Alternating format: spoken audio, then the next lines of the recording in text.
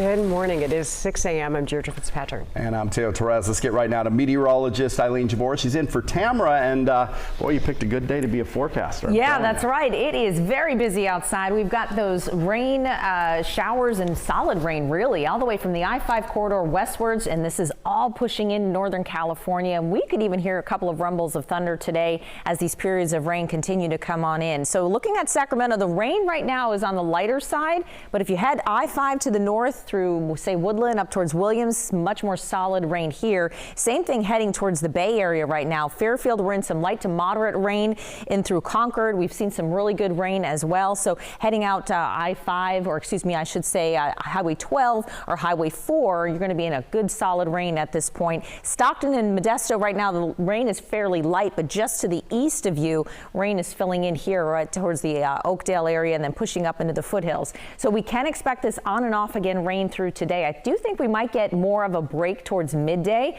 That's when you even could see a peak or two of sunshine, and it'll be breezy this afternoon with that wind picking up into tonight. And temperatures today stay very mild. That's why those snow levels are so high, right around 60 degrees this afternoon, and we're near 50 right now. So it is an impact day, and what you can expect is definitely this wet morning commute. Allow some extra time. Winds will pick up 15 to 25 miles an hour later this afternoon. Into tonight, we could get some gusts around 30 miles an hour. That's coming up from the south. Even a possible thunderstorm is possible really at any point today in these bands of showers coming through. And watch out for some drains that could be clogged with all the leaves and sticks and branches and such out there. We could find some standing water on some of the roadways. So allow for extra time, especially this morning, and more rain again during the evening commute as well. It'll be breezy. So let's check in with Brian right now. Very wet along 80 heading out towards the Bay Area. Any delays right now? No delays. This is eastbound Interstate 80 right now as you're making your way between Fairfield and Vacaville, right around Cherry Glen Road, eastbound 80 as we ride along in Live Tracker 3 with our photographer Paul. And you can see there we've got some traffic out there, but again, no significant delays. But it is a wet ride, as Eileen pointed out, pretty much from Dixon all the way west out through Fairfield, where we see Paul driving right now along Interstate 80. So thank you for those live pictures, and we'll keep an eye on that stretch for you. But you can see here the speed indicators indicating no problems there in terms of any delays all the way through Fairfield and beyond. As you make your way through the Sacramento area, no problems on Highway 50. Interstate 81, minor issue right around Madison. Not going to slow you down on the freeway, though. Northbound 5 and 99 looking good from Elk Grove into the downtown area. Checking in on Stockton, we've got one minor issue, I-5 southbound at 8th Street. There's a couple of vehicles involved in the collision there, but you can see the speed sensor is not tracking any delays. Making our way through the rest of Stockton, looking good here. Highway 4 looking good off to the west, and then through the Tracy area. 27-minute ride on 205, 29-minute ride on 580, and northbound 99 from Modesto to Manteca, a 14-minute ride. And here in Sacramento, again, speed sensors all pretty much have routes traveling at the limit, but just be careful out there on those wet roads. Back to you. All right, thank you. Hey, Brian, we are also following breaking news this morning out of Rancho Cordova, where homicide investigators have spent the night in the area of Viking Drive and Edgemont Way, here's the map, where a shooting happened just before midnight. Let's go out live to Leticia Ordaz with more on what we've learned. Good morning. Good morning, Deo and Deirdre. Yes, we are here on Viking Drive now, and we know that a man in his 20s lost his life, and right now investigators are canvassing the area, going door to door, trying to piece together exactly what happened. And Sergeant Gandhi joins me live this morning. What are you learning so far about this investigation? Sure. So again, just after midnight when that victim walked in, we were able to get some preliminary information that everything stemmed from a house party or some sort of gathering here on Viking and Edgemont. So we've got homicide investigators on scene right now canvassing the area, obviously fighting the elements and fighting time right now just to gather as much information as they can. Absolutely. So the ambulance never came out here. This person went to the hospital, and that's where that person died. Correct. Yeah, they were transported by a private vehicle and wound up there. Okay, and you've done a little research and found out this person does not have a criminal history. Yeah, from what we're understanding, just again on the surface right now, no criminal history, not really known to us, so we don't know what led up to this.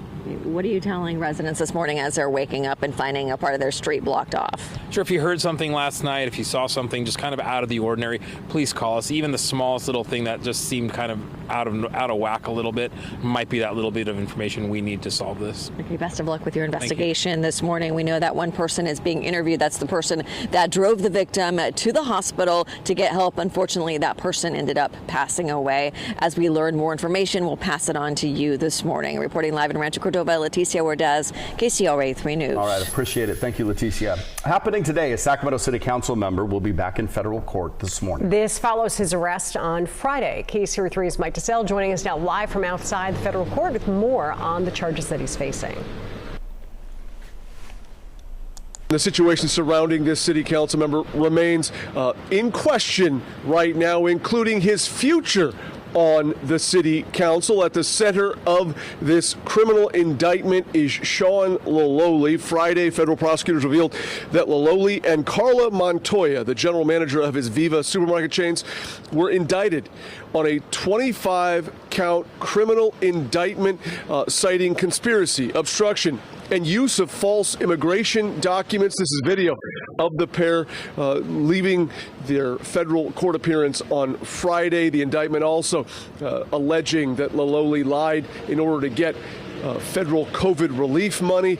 The pressure now building on Lalole to resign his city council seat. Mai Vang publicly called for him to resign, and Mayor Darrell Steinberg did confirm that he has talked with Lalole since his indictment, although there's not been any future or further action regarding that at this point in time. For his part, Lalole exited the federal courthouse on Friday without making comment after his initial court appearance, but he did say in a statement earlier in the day that he was shocked by this news and reiterated he will continue to fight these allegations as a member of the city council. Again, he's expected to be back here in federal court later this morning.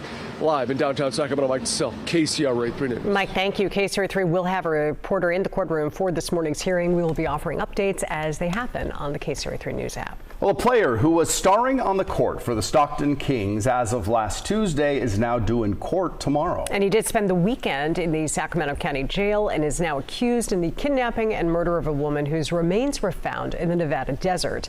Brandy Cummings joining us now with the very latest. Hey guys, good morning. So Chance Camachi and his girlfriend, 19-year-old Sakari Harnden, were arrested over the weekend after what Las Vegas police say was a meeting with a Washington State woman earlier this month.